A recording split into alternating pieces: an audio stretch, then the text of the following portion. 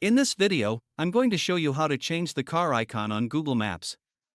So, if you want to customize your driving avatar and replace the default navigation arrow with a different car or truck, I'll show you exactly how to do it. So let's jump straight into it.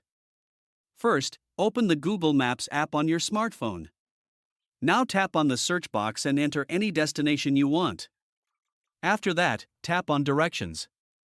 Now press the Start button to begin navigation. Once navigation starts, you'll see your current driving icon on the map. By default, this is usually just a blue arrow. Now simply tap on the arrow icon.